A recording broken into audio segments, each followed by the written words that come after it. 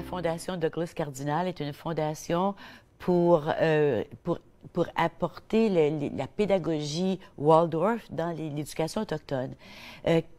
J'aimerais savoir quels sont les défis, parce qu'on entend beaucoup parler d'éducation autochtone, on entend parler des choses absolument épouvantables qui se passent, mais on continue à essayer de dire aux Autochtones comment faire les choses, puis on essaie de prendre le système qui fait, qui semble être le statu quo, puis l'imposer aux Autochtones. Toi, Mimi, comment tu vois ça, l'éducation autochtone? Comment tu vois les défis auxquels l'éducation autochtone fait face présentement? Bien, justement, tu l'as mentionné, c'est nos systèmes. Moi, j'ai grandi à Cississippi, je viens de Cississippi, à la baie James, au Québec. Puis, notre système, vraiment, c'est un système imposé. C'est un système qui vient d'une culture française ou anglaise ou européenne. Puis, ça nous parle pas. Je veux dire, quand on apprend, c'est un système différent dont la vie quotidienne qu'on vit culturellement dans la communauté. C'est justement ça.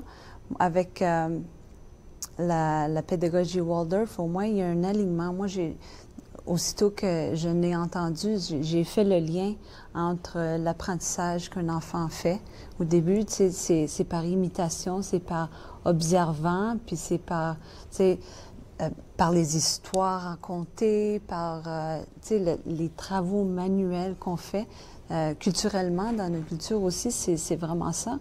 On apprend à faire les choses par observer, nos mamans, nos papas, nos grands-pères, les adultes. Et c'est aussi par imitation. Quand on joue, mettons, quand j'étais petite, par exemple, les tipis, nous autres, c'est quelque chose de commun. Les maisons vont avoir ça on a des maisons régulières, là, comme vous voyez ici à Ottawa, mais aussi on a des tipis dans nos cours qu'on utilise pour cuisiner, surtout.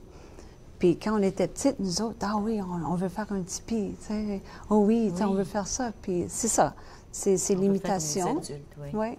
Puis justement, le défi, c'est d'amener une éducation, une approche qui va être plus alignée avec nous autres, puis qui va commencer par nous autres. C'est qui va commencer par la culture, qui va être la fondation de notre éducation. Puis, si c'est traditionnel européenne, si ça va être dans un édifice comme ça, ou bien si ça va être dans le plein air, ça, c'est des choses à décider, puis c'est des choses qu'il faut qu'on en parle. Présentement, il y a plusieurs écoles, il y en a quelques-unes à travers le monde. Il y en a plusieurs écoles, on a dit tantôt 1000, 2000 écoles à travers le monde qui utilisent la pédagogie Waldorf. Dans les écoles autochtones, il y en a une au Dakota Sud, oui. Puis il y en a une, il y en a deux présentement, hein, je pense, qui sont pleinement fonctionnelles. Oui, l'autre est en Ontario, les Six Nations, tout près de Toronto. OK. Ouais. À Brampton. C'est à Brampton? Oui, il y a ça, région. Six Nations, là, juste à Six côté. Nations. Oui, juste à côté. Ouais, pour me situer sur oui. la carte que je connais. Donc, il y a deux écoles Waldorf présentement, dans les communautés autochtones qu'on connaît. Oui, il y en a aussi, c'est au Pérou, je crois. Il y en a une autochtone au Pérou aussi. Donc, il y en a d'autres. Quand on entre dans une école Waldorf, tout de suite, on voit qu'il y a quelque chose, que c'est pas comme dans une école régulière. Toi, Marie-France, qui a enseigné dans les écoles régulières, moi, j'ai enseigné dans les écoles régulières, j'ai enseigné à maîtrise en éducation, je me faisais un devoir au premier cours, puis mes étudiants peuvent en témoigner, de leur enseigner la pédagogie Waldorf, au moins de voir la vision de l'enfant. Oui, Tu sais, comme l'enfant de 0 à 7 ans, l'enfant apprend que le monde est bon. Donc, le monde est bon. Bien, tu peux pas te mettre à chicaner un enfant puis le punir. Ça n'a pas de sens pour un enfant, tu sais. Tu peux lui expliquer. Donc, de 17 à 14 ans, l'enfant apprend que le monde est beau. Tu sais. Puis, donc, c'est important, ces choses-là. Qu'est-ce que ça veut dire, ça? Ça veut dire que quand on rentre dans une école Waldorf, physiquement, c'est pas pareil. N'est-ce pas? Parle-nous un peu de qu'est-ce qu'on peut voir quand on rentre dans une école Waldorf. Bien, les couleurs ont un gros impact sur l'être humain. Donc, le cycle préparatoire, donc maternelle, jardin, première année.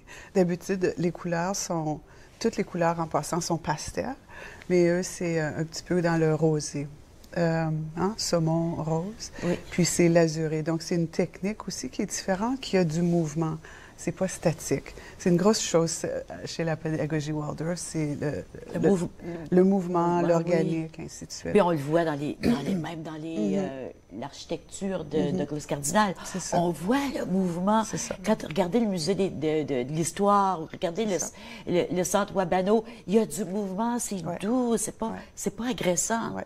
Donc chaque niveau a une couleur et c'est la même chose à travers le monde. Et aussi, tout le matériel que les enfants utilisent vient de la nature. Donc, il y a le moins de plastique possible afin que l'enfant puisse vivre différentes expériences. Donc, la cire d'abeille sent différemment du bois et ainsi de suite, tandis que le plastique, c'est la même chose partout. Donc, si vous allez à la maternelle jardin, c'est mort.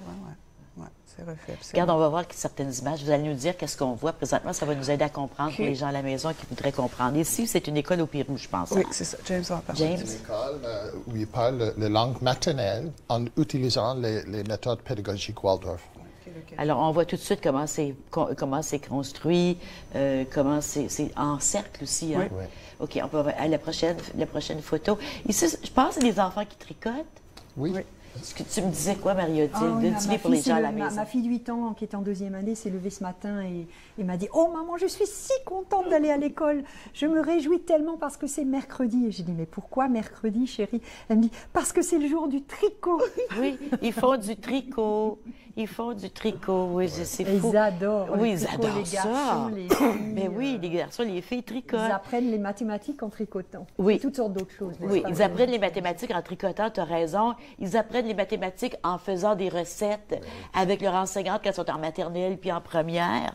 Ils apprennent les mathématiques avec des rythmes. Avec des rythmes, en multiplication, avec des rythmes. Ça va bien avec les tambours autochtones. Oui, Delphine me dit, moi, mes petites filles sont dans ces écoles. Ici, on voit justement ce que Marie-France nous disait tantôt, les couleurs et la technique qui est utilisée, puis le mouvement. On voit le mouvement, même dans la peinture qui est utilisée. Donc ça, c'est sur une réserve en Alberta, Frog Lake, lac Grenouille en français. Oui.